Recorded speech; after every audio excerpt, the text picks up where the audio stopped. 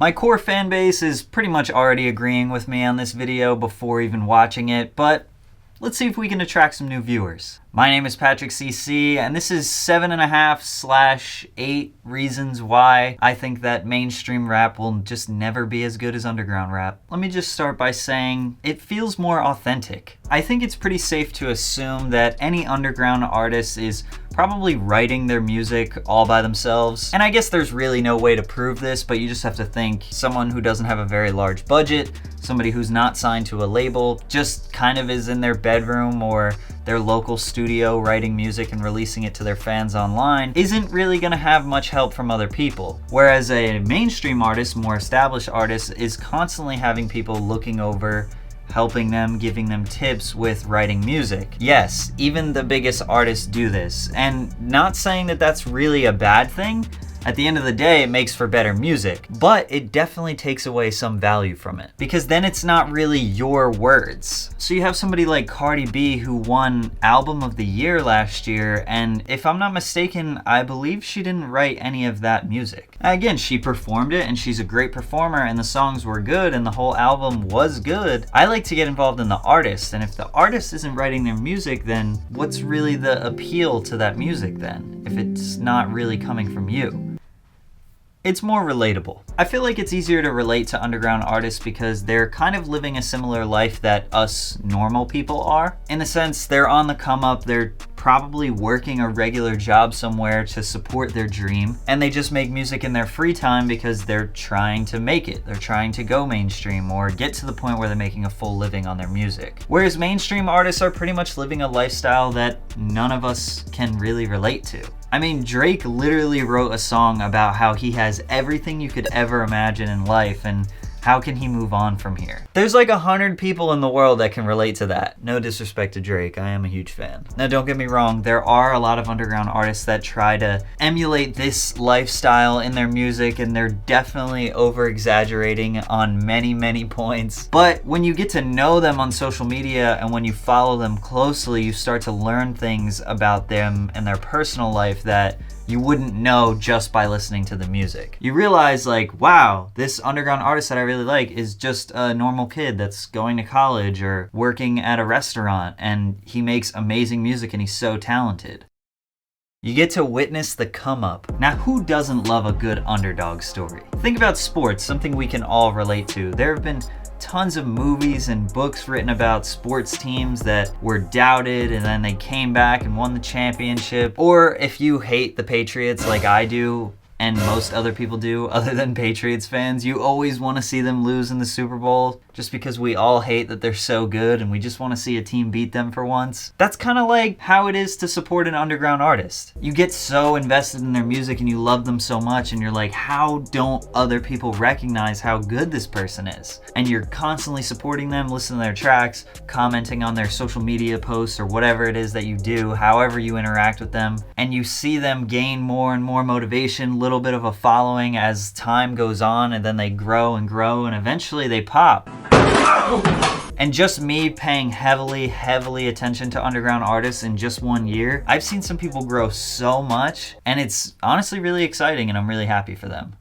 Mainstream rap is watered down. Now, there definitely are a few exceptions to this statement. There are people that are innovating constantly that are mainstream artists. Whether they're having the #1 hit or not is kind of irrelevant, but the reason why a lot of mainstream rap songs get popular is because they're able to reach a very broad audience. What I'm saying is it's not very niche, it's not very specific, it's very vague and just can reach anybody who can kind of pick little pieces of the song to relate to. So everyone from you to your mom to your grandmother to your sister's cousin's uncle's friend can all appreciate to some degree this song. And to me, that means it has a little bit less meaning. Unless it's just a party song, then who cares? But you get what I mean. I don't like being average, and the average hip-hop listener will like most of the songs that are on the charts. And if you're an average person, then I guess that you'll like them too. But I know you're not average. You're special. You're unique. And kind of a half point or follow-up point to this is that it's never been easier to discover underground talent. You have platforms like Spotify and SoundCloud that pretty much make it hard for you not to discover new people. You find one artist that you like and then it'll give you 8 other ones on the side for you to check out and just go down a wormhole of discovering new artists. Both of these platforms have various playlists for you to discover new talent, to discover talent that fits a specific niche, to discover similar artists, to discover the new releases from artists that you already follow. Plus you have really cool YouTubers that frequently make videos about underground talent and underground artists, and they have pink hair and they wear vintage t-shirts and make really good videos, and you should definitely subscribe to them.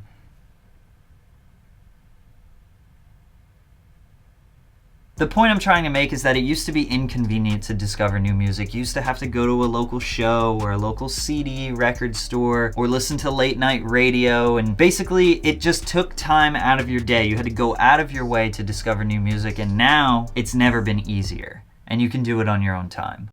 Everything starts in the underground. There have been numerous well-established artists that have taken very heavy influence from an underground artist. Bitch, you was your mess, ayy. Can't keep my dick in my pants. Demon just got out of can. I gave my bro an advance. Tote weapon. Book a flight to Dubai for the weekend. I'm geeking. Book a flight to Dubai on the weekend. Bitch, I'm geeking. And have used their size as an advantage to defend themselves from, well, stealing? Whether it's flow or cadence or a beat that sounds exactly the same or lyrics, you name it, it's all happened before. But if you think about it, it's a really easy cop-out for them. See, they have a giant fan base that'll be like, oh, no, he would never do that, or she would never do that. And also they have the defense that's, hey, I'm such a big artist, well-established, making tons of money. Why would I waste my time stealing the flow, lyrics, whatever from somebody else? And the argument against that is because everybody gets a little bit dried out and everybody falls off to some degree. So it would make sense to find out who's got the freshest sound or who's innovating the most, and then just kind of, that's mine now. So what I'm trying to say is, why don't you become ahead of the curve? Pay attention to the underground and you'll see what's next. And then when you look at mainstream artists, you'll be like, damn, I know where he got that from. Also, paying attention to the underground has this element of exclusiveness. You know that feeling when you have a juicy little secret that nobody else knows about and you just, you're so excited that you know about it and nobody's ever else gonna know? That's kind of like the feeling of supporting an underground artist. It's like you have this hidden little gem that nobody knows about and only you can enjoy it. Now this also has kind of a major flaw to it because we want these underground artists to succeed and we want them to blow up and we want them to get more fans and more money, but that's gonna happen anyways. Even if you, the individual, whoever's watching, is supporting an underground artist and none of your friends know and you don't tell them, is it messed up? Not really. It's not your job to blow up this artist, but it does help, so share it. That artist, if they're really grinding and they're really hustling, they're gonna build a fan base themselves. So for the time being, enjoy that little secret. But I do understand the feeling of not wanting to share that secret and not wanting the artists to blow up because they just might lose that spark. But that's unfair. We gotta promote it and we gotta let them grow. And lastly, the music is just as good. To be honest, most people have no idea what the difference between a good song and a great song is, especially when it comes to production value. Obviously, any signed artist is gonna have borderline perfect production because they have the best engineers, they have the best writers, they have the best producers. They have millions of dollars that's pumped into them every year so they can produce the best music they possibly can. So sonically, yeah, it's gonna sound perfect. But if we're being honest, most people aren't listening on $500 headphones or $1,000 speakers. They're listening on shitty little Apple earbuds, or they're listening in their car, or sometimes people just listen to music playing directly out of their phone. So unless you're an extreme audiophile, you have no idea what the difference between an amazing mix is and just like a pretty good mix. And at the end of the day, if they have that spark, that something about them, it's gonna shine through a mediocre production. But again, to the average listener, it's all gonna sound the same.